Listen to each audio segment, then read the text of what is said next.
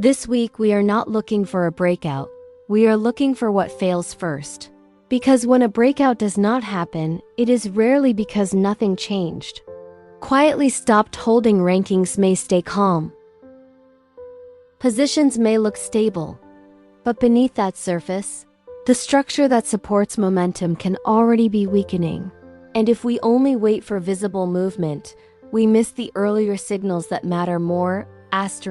One common mistake is assuming that stability means readiness. When rankings do not move, it feels like pressure is building evenly.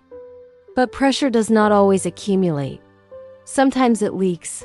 Sometimes attention stops reinforcing the same paths. And when reinforcement fades, momentum does not grow. It thins. This is often the first failure point, even though nothing appears wrong on the chart.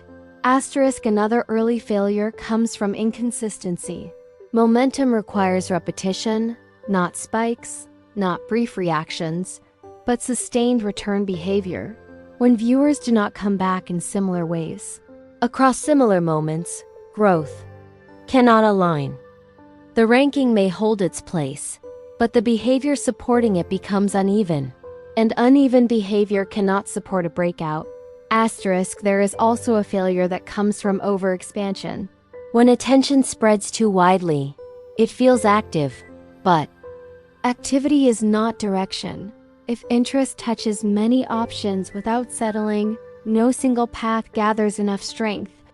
This does not look like loss, it looks like movement, but it is movement without convergence. And convergence is required before acceleration can begin. Sometimes the failure is timing. Conditions may exist, but not at the same moment. One signal arrives early, another arrives late, and without alignment, momentum cannot form. Rankings are slow to show this mismatch because they reflect outcomes, not coordination. By the time coordination is visible, the opportunity has already passed. These failures do not announce themselves clearly. There is no collapse, no sudden drop, no obvious warning. Instead, they show up as hesitation, as flattening curves, as attention that pauses instead of committing. This is why waiting for confirmation often leads to being late. The failure happened earlier, quietly, while everything still looked fine. Understanding failed breakouts is not about predicting outcomes. It is about recognizing conditions. When reinforcement weakens, when return behavior fragments, when alignment drifts, a breakout becomes unlikely. Even if rankings remain unchanged, this does not mean nothing is happening.